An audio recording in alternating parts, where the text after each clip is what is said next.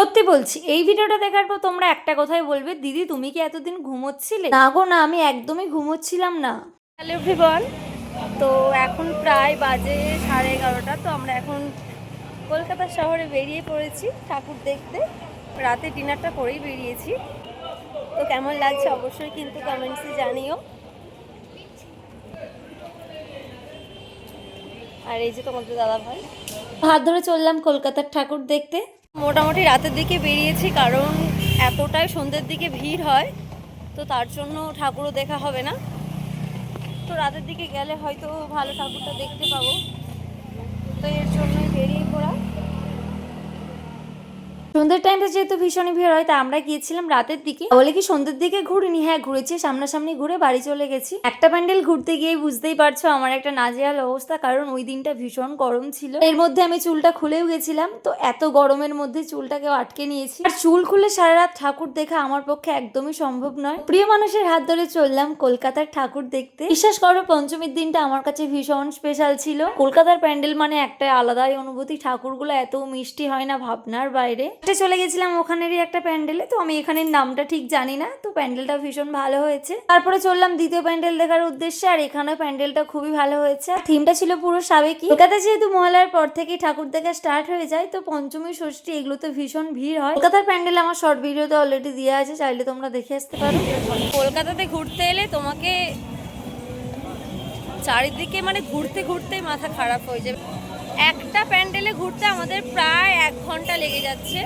ভাবো তাহলে 2-3টে প্যান্ডেলে ঘুরলে কি অবস্থা হবে আমাদের, দেখতেই পাচ্ছ, মানে ঘাম ঝরে যাচ্ছে।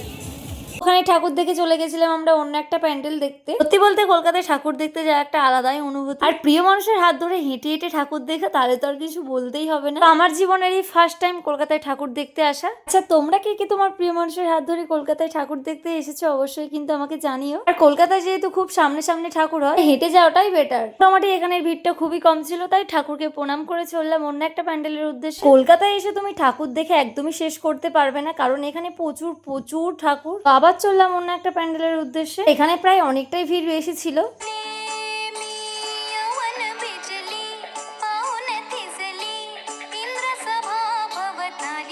প্রায় ওখানে ঠাকুর দেখা কমপ্লিট করে চলে গেছিলাম একটু মেলা ঘুরতে। আর মেলাতে বেশ কয়েকটা জিনিসও কিনেছি, সেগুলো আর দেখানো হয়নি। 100%-এর মানুষের মধ্যে 99% মানুষ কিন্তু এখন প্রচুর সোশ্যাল মিডিয়ায় অ্যাক্টিভ। মোটামুটি আমাদের এআই সম্বন্ধে অনেকটাই ধারণা আছে, তো এখান থেকে অনেক এডিটও করা যায়। আর এআই মানে তো আমরা জানি, তো এখানে সেটারই কিছু থিম তুলে ধরেছিল, তো মোটামুটি এখানে থিমটাও ভালো হয়েছে। আর 2025-এ এসে নাকি এআই সব করে দেবে, এডিট থেকে শুরু করে ফটো ভিডিও সবকিছুই। আজকাল এআই থেকে তো মানুষ কত ফটো এডিট করছে জানো তো।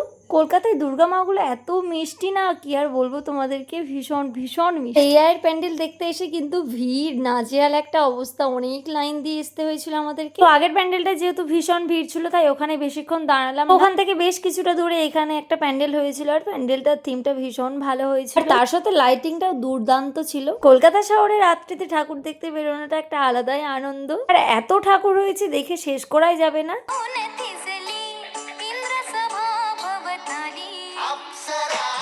মোটামুটি আগের প্যান্ডেলের থেকে এই প্যান্ডেলটায় ভিড়টা অনেকটাই কম আছে। আমরা যেহেতু রাতে ডিনারটা করেই বেরিয়েছি, তাই আর বাইরের খাবার খাইনি। এর মধ্যে আমরা একটু খেয়েছিলাম আইস গোলা। আর আজকে রাতে ডিনারটা করেছি একদম সিম্পল, মাটন আর সাদা ভাত। আমরা যেহেতু অনেকটাই তাড়াহুড়ো করে বেরিয়েছি, আর গেট রেডি করা হয়ে ওঠেনি। আচ্ছা আমাকে আর তোমাদের দাদাভাই কি কেমন লাগছে অবশ্যই কিন্তু আমাকে জানিও। এনার নাকি চশমা না পড়লে দেখতে ভালো লাগে না। আজকে আমরা দুজনে পুরো আনকমন, কেউ কারোর সাথে ম্যাচ করবে না। চললাম আবার একটা প্যান্ডেল দেখার উদ্দেশ্যে, আর এখানের মাকেও ভীষণ মিষ্টি লাগছে। এত সুন্দর সুন্দর প্যান্ডেল দেখে তো আমার ইচ্ছেই করছে না এখান থেকে যেতে। লাইটিংটা দেখো কত দারুণ লাগছে।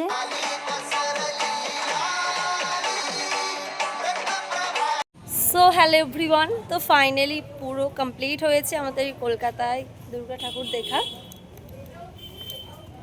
তো এখন প্রায় 3:45 বাজে, আর আমার একটা সঙ্গী হয়েছে, কারণ এই গরমে তো নাজেহাল একটা অবস্থা।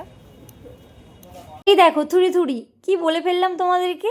আমাদের তো এখনো দুর্গা ঠাকুর দেখাই হয়নি। এর মধ্যে আমাদের সবার প্ল্যান হলো যে আমরা একটু শ্রীভূমি যাব। তোমরা কে কে শ্রীভূমিতে যাচ্ছ বলো? তার ঠিক পাশেই ছিল এই প্যান্ডেলটা, তো ভাবলাম চলো একবার ঘুরেই আসা যাক। তো প্যান্ডেলটা ভীষণই সিম্পলের উপর করেছিল আর ঠাকুরগুলো তো ভীষণ ভালো লাগছিল। ওখান থেকে আমরা অটো ধরে চললাম শ্রীভূমি। প্রথমে তো ভাবছিলাম হয়তো হেঁটে চলে যাব, কিন্তু এতটা হেঁটেছি আর ভালোই লাগছিল না, তো ভাবলাম চলো অটোতে করেই যাওয়া যাক। প্রায় 10 থেকে 15 মিনিট অটোতে থাকার পর আমরা চলে এসেছি শ্রীভূমিতে, আর বেশ ভিড়টা কম ছিল।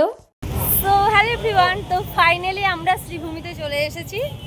তো অনেক অনেক অনেক স্ট্রাগল করে এসেছি, মানে ভাবনার বাইরে বললেই চলে। তো এখনো প্রায় পৌঁছাতে পারিনি। তো চলো, এখন বাজে 4:30, মানে আমরা এখনো ঘুরছি। বাড়িতে কখন যাব সেটাও জানি না। আর এনার অবস্থাটা দেখো, ঘুরে ঘুরে অবস্থা খুবই খারাপ। এখন আমরা রাত জাগা পাখি হয়ে গেছি। কোথায় আছে না, যেখানেই ভূতের ভয় সেখানেই সন্ধে হয়। প্রায় 4:30 বাজে আমরা এখন এসেছি, আর এখনো ভিড়টা শুধু দেখো। আর এর মধ্যে আমাদের একটা কাণ্ড হয়ে গেছে। তো সকালে যখন এসেছিলাম তো একটা জিনিস আনতেই ভুলে গেছি। তো এখানের ভিআইপি পাস, ওটা থাকলে হয়তো আমাদেরকে লাইনে দাঁড়াতেই হতো না। কি আর করা যাবে, যেহেতু আনিনি তো লাইনে দাঁড়িয়ে আমাদেরকে শ্রীভূমির ঠাকুরটা দেখতে হবে। যেহেতু সারা রাত ঘুরেছি, এখন প্রায় সকাল হয়ে গেছে, এতটাই ঘুরেছি যে একদমই ভালো লাগছিল না। সত্যি বলতে কি জানো তো, সারা রাত যে ঘুরেছি আমার এতটুকুনো ঘুম পাইনি। তাই অনেকক্ষণ লাইনে দাঁড়ার পর অবশেষে আমরা ভিতরে আসতে পেরেছি। আর এখানে একটা রাজকীয় ব্যাপার মনে হচ্ছিল যেন আমরা কোনো একটা রাজপ্রাসাদে ঢুকে গেছি। এখানে ঠাকুরের গয়নাগুলো সম্পূর্ণ সোনা। ঠেলে গুজে অনেক কষ্টে ভালো করে ঠাকুরটা দেখতে পেয়েছি। আর এর মধ্যেই ভলেন্টিয়ারদের দাদাগিরি শুরু হয়ে গেছে, মানে বুঝতে পারি না ওরা কিভাবে আমাদের। আসার পথে নিয়েছিলাম একটু হাবই মিঠাই। এখন ওই 5টা বাজে, আর ওপরে দেখতে পাচ্ছ পুরো সকাল। ফাইনালি আমাদের ঘোরা কমপ্লিট হয়েছে, এখন সকাল হয়ে গেছে, দেখতে পাচ্ছ আকাশটা। আর এখন আমরা খাচ্ছি চিপস। তো আজকের ব্লগটা এখানেই শেষ করছি, দেখাচ্ছি অন্য কোনো একটা ভিডিওতে। বাই।